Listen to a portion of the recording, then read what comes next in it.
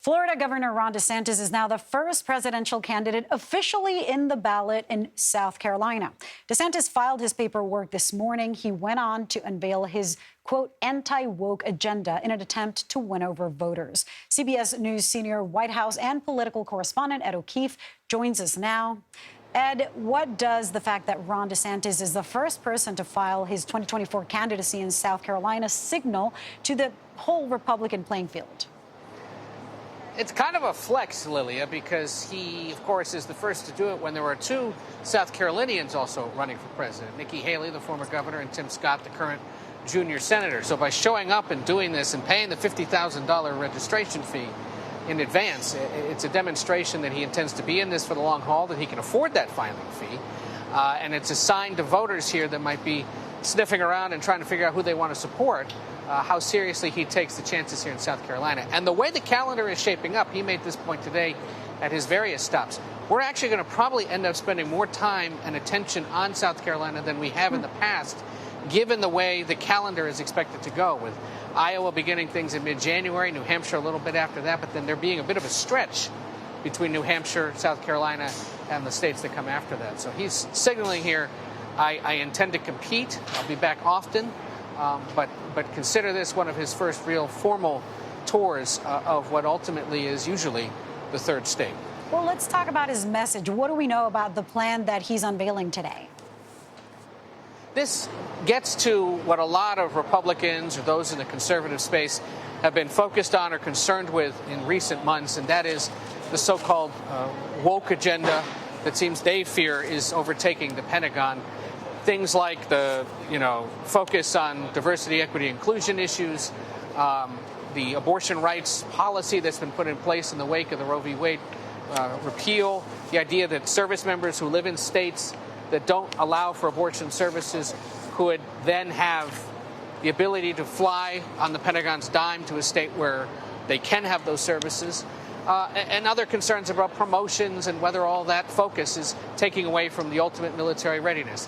That plays well in a state that's home to the Citadel, that's home to a lot of active duty and retired military service members. And DeSantis gets to point out the fact that were he to win, he'd be the first military veteran elected since 1988 to the White House. Big selling point there. So West Virginia Senator Joe Manchin said he's considering a run if Biden and Trump are on the ballot. What would his entrance do to shake up the race? I'm going to steal something that the Illinois Senator Dick Durbin used to describe Joe Manchin. He calls him the biggest tease in American politics, and that is how we should continue to absorb whatever it is Manchin is doing and saying right now. This No Labels group collects a lot of dark money from a lot of unknown donors who can write big checks to this organization and conceivably to senators they like of the moderate variety, like Senator Manchin, who right now, if he chooses to, could easily run for re-election and face a tough race back home against one of two Republican challengers, could opt to just retire, or could take up this flirtation he's had with this bipartisan No Labels group and conceivably run for president. They've held these kinds of events through the years.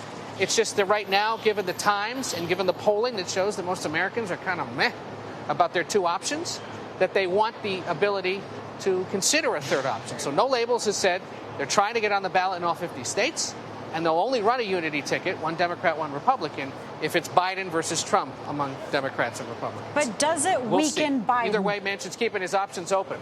Because that's what's being said. Say that again, Lilia? Does it weaken a Biden presidency or candidacy? We'll have to wait for polling that would somehow work him into the mix. Manchin is a moderate. So, yes, there are Democrats concerned that he might pull support away from Biden, at least among those who are worried about his age or just the idea that they want somebody new. Conceivably, though, there are right-leaning independents and Republicans who may not like former President Trump, who could also vote for him, and that's what they're banking on. But this isn't a serious consideration until this organization can demonstrate that it's gotten itself onto at least a dozen of the battleground states across the country, if not all 50 states. Ballot access laws are different, are Byzantine, are purposely confusing, and really expensive. So if this organization can put up the money and the legal manpower to get that done, then it's a serious operation. Unless or until that happens, like I said, this is kind of just a big tease. We'll stay put. Ed O'Keefe, thank you.